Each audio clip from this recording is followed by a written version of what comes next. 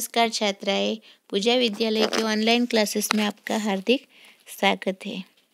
धोरण 8 विषय हिंदी, इकाई 4 कर्मयोगी लाल बहादुर शास्त्री। इस इकाई के लेखक हैं शंकर दयाल शर्मा। भारत के 9वें राष्ट्रपति श्री शंकर दयाल शर्मा का जन्म भोपाल मध्य प्रदेश में हुआ था। आपकी आरंभिक शिक्षा मध्य प्रदेश में हुई। आगे की पढ़ाई आपने क्रमशः आगरा, इलाहाबाद तथा लखनऊ विश्वविद्यालय में की तथा एमए, एलएलबी की उपाधियां प्राप्त की। बाद में कैम्ब्रिज विश्वविद्यालय से पीएचडी की उपाधि अर्जित की, यानी कि प्राप्त की, और वहीं पर 1 वर्ष तक प्रवक्ता रहे। तत्पश्चात भारत लौटकर आप राजनीति में सक्रिय हुए। विधायक और सांसद के रूप में आरंभ हुई आपकी राजनीतिक यात्रा राज्यपाल, उपराष्ट्रपति और राष्ट्रपति के सर्वोच्च पद पर जाकर समाप्त हुई। हिंदी और अंग्रेजी दोनों भाषाओं में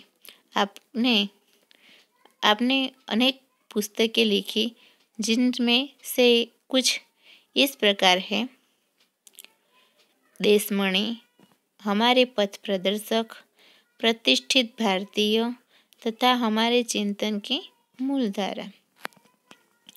कर्मयोगी लाल बहादुर शास्त्री रेखा चित्र में लेखक शास्त्री जी के व्यक्तित्व का विश्लेषण करते हुए एक निष्कर्ष प्रस्तुत करते हैं कि अपनी कर्मठता के गुण के कारण लाल बहादुर शास्त्री एक अति सामान्य परिवार से उठकर देश के प्रधानमंत्री पद तक पहुँचे। वे कर्म को ही ईश्वर मानते थे। कर्म के प्रति अटल आस्था एवं संपूर्ण समर्पण उनके जीवन विकास का मूलाधार है। इस इकाई में समाविष्ट मूल्य समर्पण भावना, कर्तव्य निष्ठा, कर्मठता, सेवा, ये भावना दिखाई देती। इस लाल बहादुर शास्त्री में ये भावना दिखाई देती है। तो आज हम लाल बहादुर शास्त्री जी के बारे में इस इकाई में पढ़ेंगे। शास्त्री जी के नाम के साथ कर्मयोगी विशेषण जोड़ना बिल्कुल उपयुक्त है, क्योंकि मुझे तो उनका सारा जीवन ही कर्म से भरा हुआ मालूम पड़ता है। शास्त्री जी सामान्य परिवार से ऊपर उठकर देश के प्रधानमंत्री के जिस महत्वपूर्ण पद तक पहुँचे, उसका रहस्य उनके कर्मयोगी होने में ही छिपा हुआ है।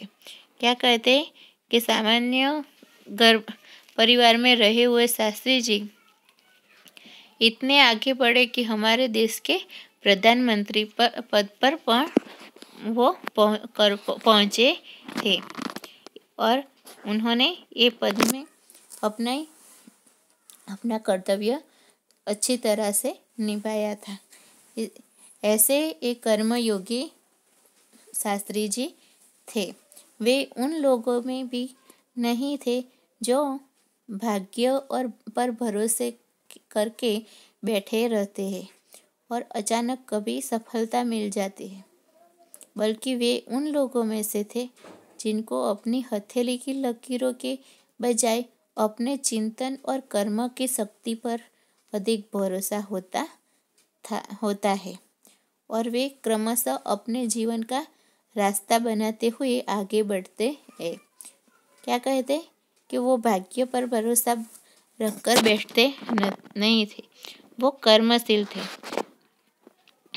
वो सदैव अपनी हथेली में की लकीरों में के बजाय अपने चिंतन और कर्म की शक्ति से पर भरोसा करते थे, और वो अपने कर्म भाव से ही अपने जीवन का रास्ता बनाते हुए आगे बढ़ते थे।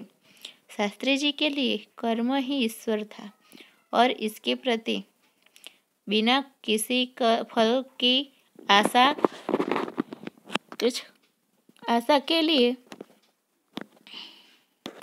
आशा किए संपूर्ण भाव से समर्पित रहते थे। क्या कहते, वो कर्म को ही अपना ईश्वर मानते थे।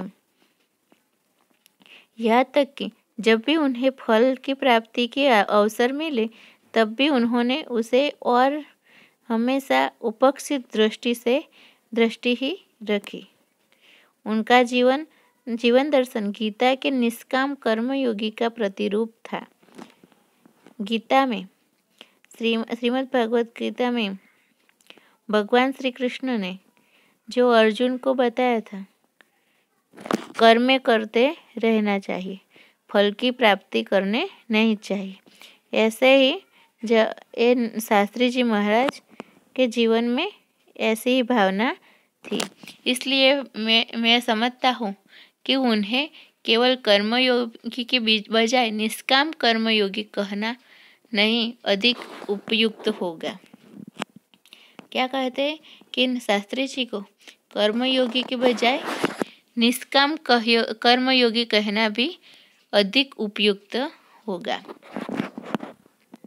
अपने उद्देश्य के प्रति दृढ़ आस्था, उस उद्देश्य को प्राप्त करने के लिए कर्म का भाव तथा उस कर्म के प्रति संपूर्ण समर्पण, ये तीन बातें मुझे उनके संपूर्ण चरित्र तथा जीवन दर्शन में दिखाई पड़ती है। किसके? शास्त्री जी के अंदर उद्देश्य के प्रति दृढ़ आस्था, उसको प्राप्त करने के लिए कर्म का भाव, उस कर्म के प्रति संपूर्ण समर्पण, ये तीन बातें शास्त्री जी के अंदर दिखाई पड़ती है। अपने एक भाषण में उन्होंने इसी तरह के विचार व्यक्त करते हुए कहा था, यहाँ तक कि भले ही आप राजनीतिक क्षेत्र या सामाजिक क्षेत्र या किसी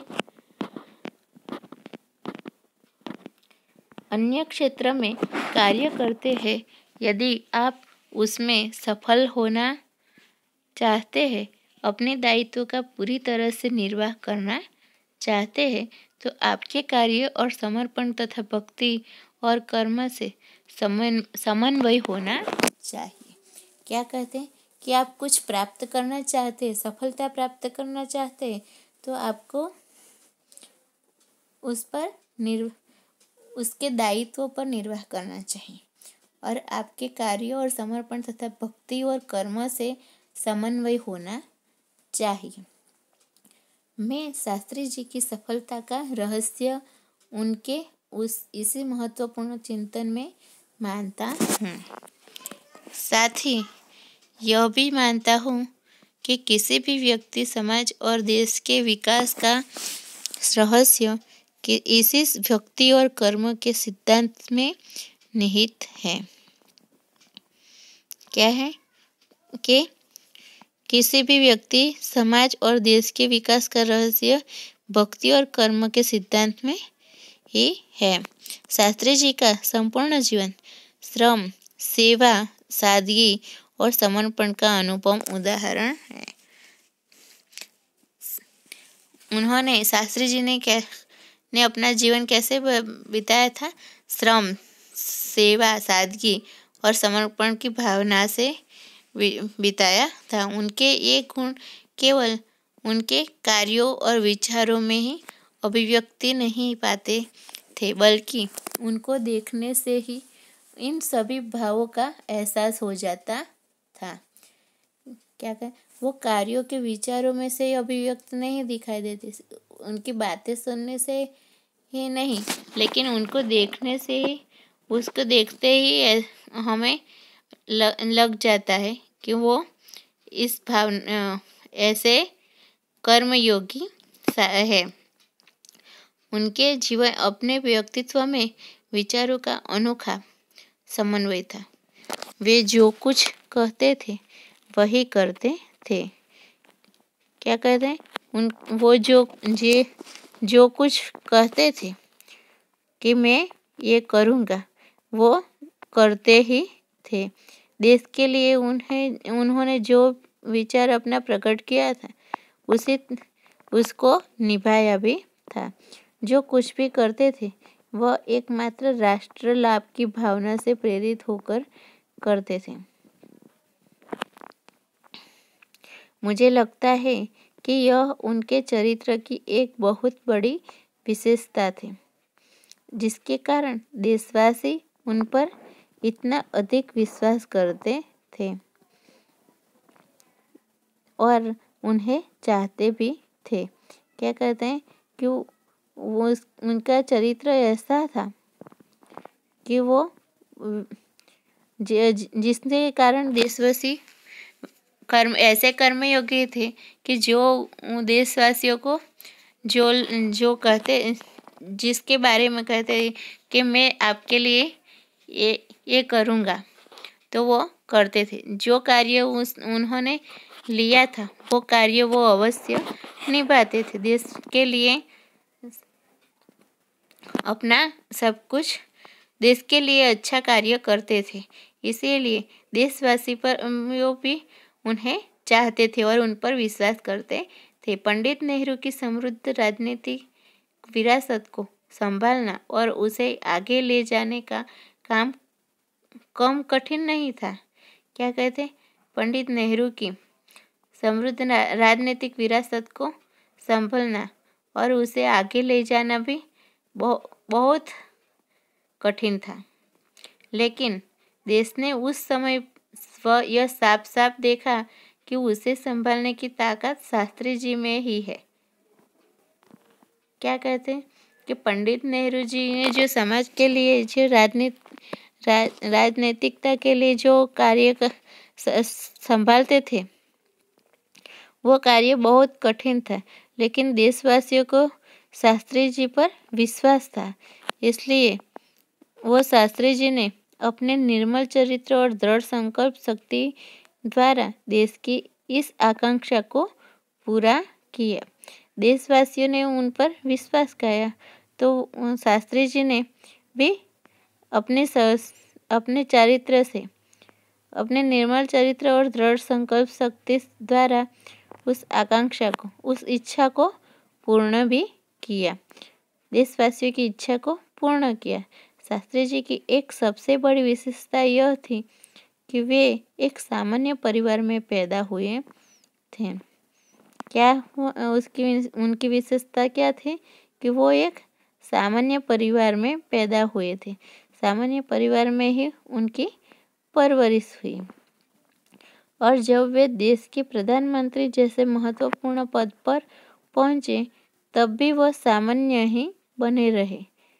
क्या करते कि उनका सामान्य परिवार में वो पैदा ही हुए। सामान्य परिवार में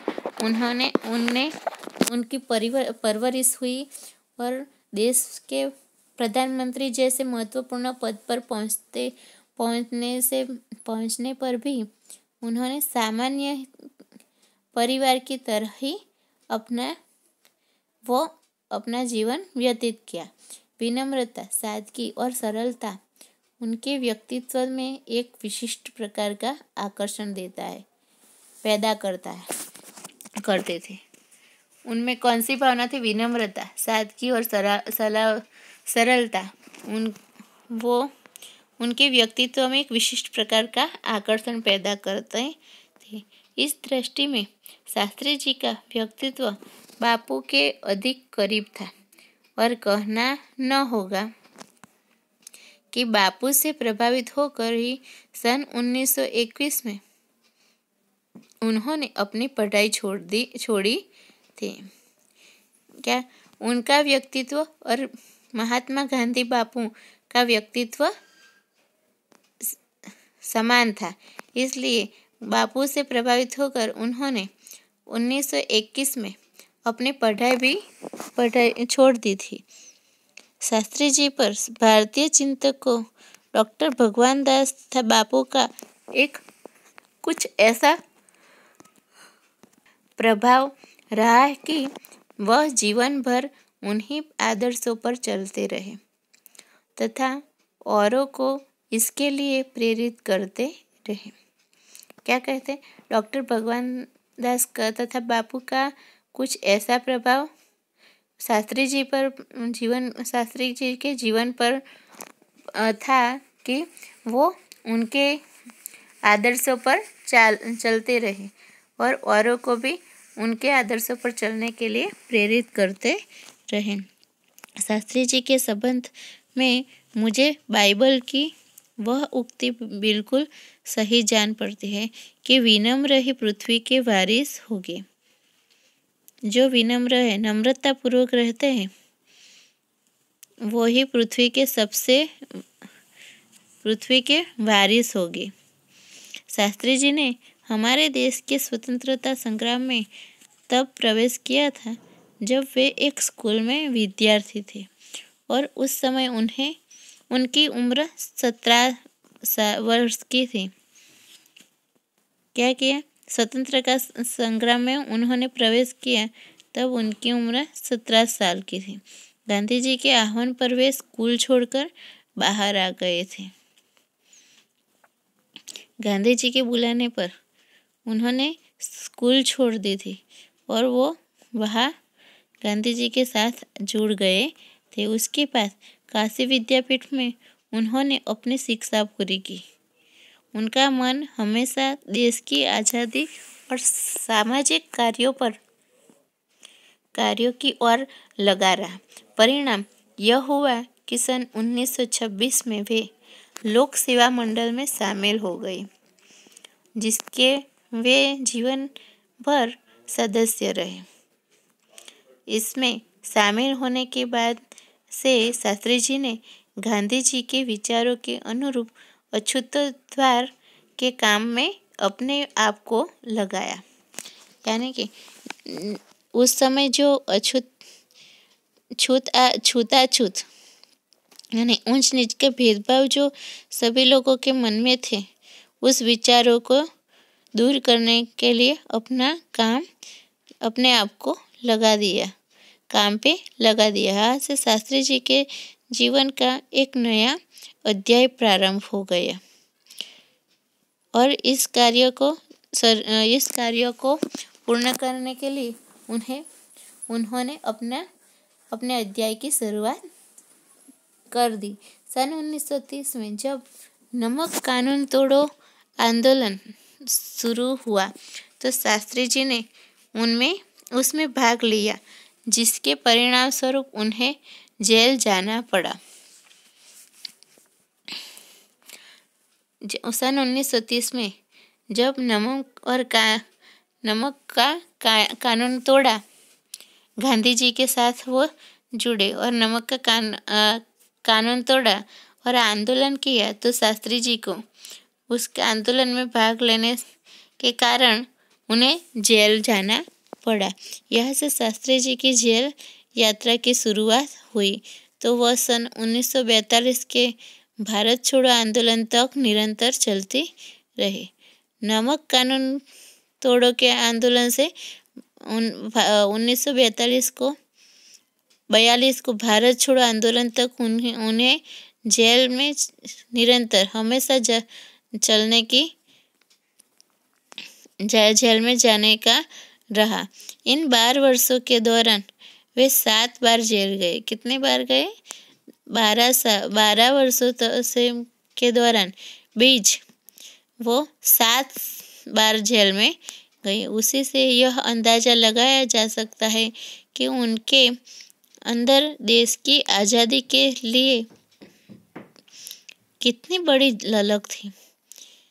यह देखकर और सुनकर हमें अंदाजा आ जाता है कि उन्होंने हमारे देश की आज़ादी के लिए कितनी बड़ी ललक थी, यानी कि उन्हें कितनी धगस थी। दूसरी जेल यात्रा उन्हें सन 1932 में किसान आंदोलन में भाग लेने के लिए करनी पड़ी। इस तरह उन्होंने देश के सेवाओं के लिए कार्य करते थे और देशवासियों के लिए उन्हें कई बार जेल में भी जाना पड़ा। सन 1942 की उनकी जेल यात्रा 3 वर्ष की थी, जो सबसे लंबी जेल यात्रा थी।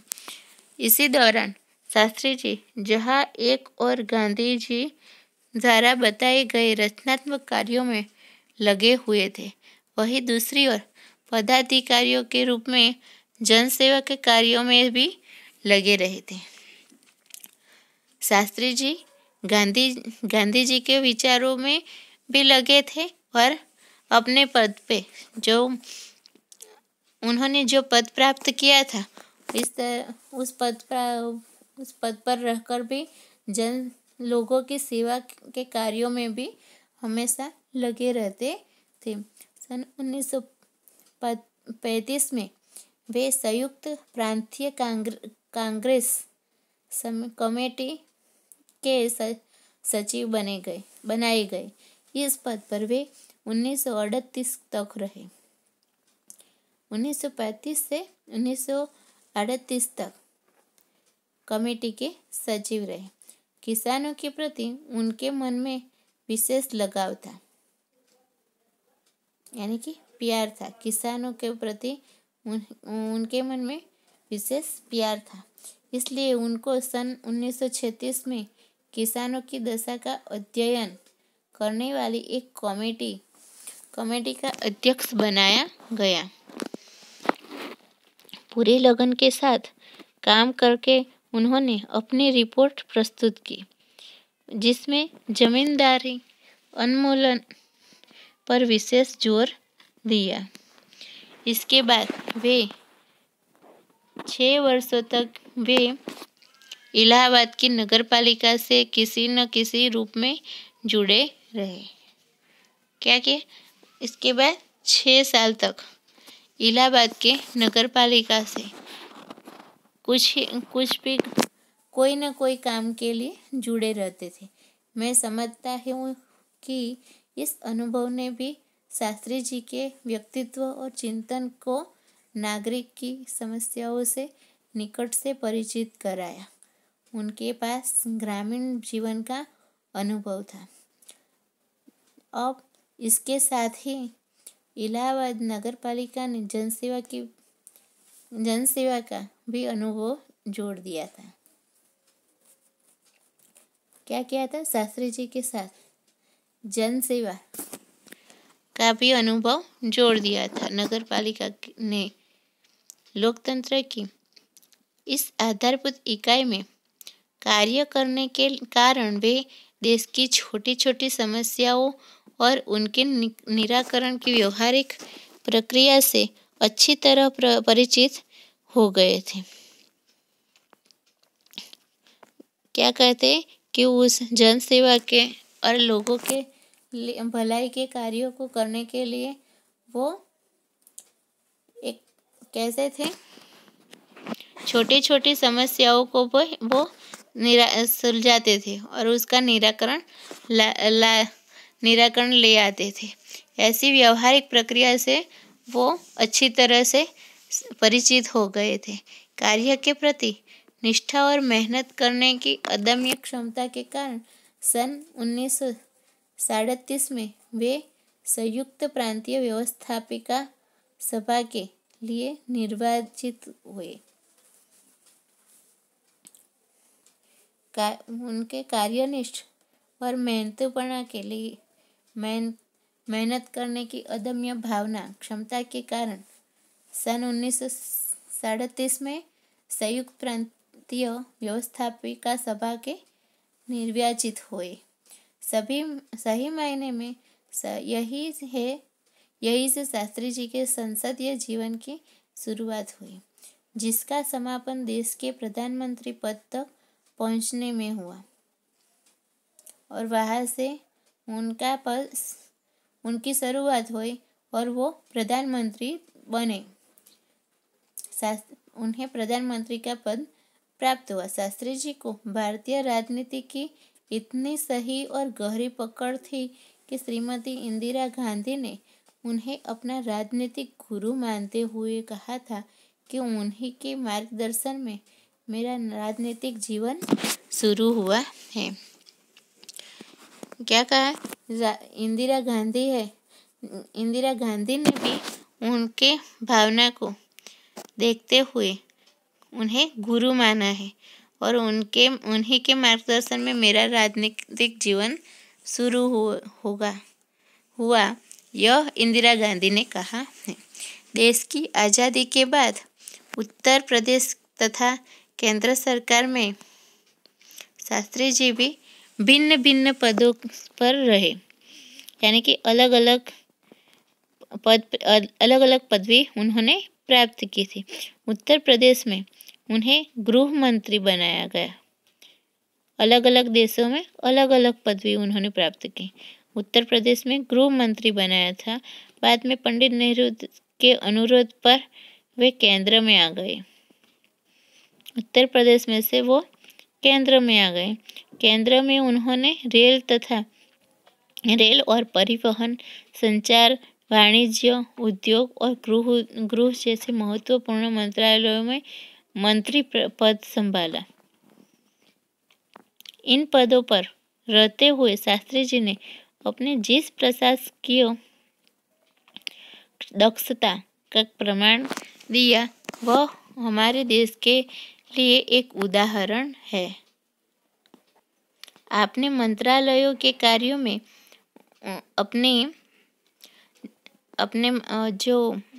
अपने मंत्रालय के कार्यों में उनका दृष्टिकोण अत्यंत व्यवहारिक तथा सभी प्रकार की औपचारिकताओं से परे होता था।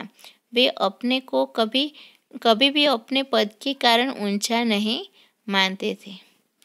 क्या कहते कि वो अपने पद से इतने आगे बढ़ गए हैं उनके कर्मनिष्ठ भावना से, लेकिन वो सभी लोगों से बहुत ऊंचे हैं। वो अपने को कभी भी बड़ा मानते नहीं थे। उनकी बड़ी सीधी सी धारणा थी कि वे जनता के शासक नहीं, बिल्कुल जनता के सेवक हैं। वो अपने आप को जनता के शासक नहीं मानते थे, लेकिन जनता के सेवक मानते थे। ऐसी भावना से कार्य करने के कारण उन्हें अपने मंत्रालय में तो लोकप्रियता मिली थी ही, साथ ही साथ सारे देश में भी लोकप्रियता मिली। इसी लोकप्रियता का परिणाम था कि पंडित नेहरू के निधन के बाद देश ने उन्हें प्रधानमंत्री के रूप में स्वीकार किया। देश के इस महत्वपूर्ण पद पर रहते हुए केवल 19 महीने के छोटे से समय में उन्हें जितनी सफलताएं और लोकप्रियता प्राप्त की, वह एक उदाहरण है। क्या कहते 19 महीनों में उन्होंने देशवासियों से जो प्यार और जितनी सफलताएं प्राप्त की, वही एक उदाहरण है। शास्त्री जी के सामने अपना उद्देश्य बिल्कुल स्पष्ट था। उनमें किसी प्रकार का धुंधलापन या भटका नहीं था। वे हमारे देश के अत्यंत महत्वपूर्ण पदों पर रहे और इन पदों पर रहते हुए स्वाभाविक रूप से वे अधिकार संपन्न भी थे। उन्होंने हमारे देश के लिए जो कार्य करने के लिए उन्होंने देशवासियों को जो वादा किया था, वो अच्छी तरह से कर्मनिष्ठ होकर निभाया था। लेकिन उन्होंने हमेशा आत्मसंयम से काम लिया तथा अधिकारों से अधिक कर्तव्यों को तरजीह दी। शायद इसलिए शास्त्री जी इतने अधिक लोकप्रिय हो सके। उन्होंने अलीगढ़ मुस्लिम विश्वविद्यालय के दीक्षांत समारोह में 19 दिसंबर 1964 को छात्रों को संबोधित करते हुए कुछ इसी तरह के विचार व्यक्त किए थे। आपके भविष्य की मंजिल चाहे जो कुछ भी हो, आप में से प्रत्येक को यह सोचना चाहिए कि आप सबसे पहले देश के नागरिक है। क्या कहते हैं कि हमें अपने आप को बहुत ऊंचा मानना नहीं चाहिए। हमें अपने देश के लिए कुछ करना हो तो हमें यह हमारे अंदर यही भावना होनी चाहिए कि हम देश के नागरिक हैं।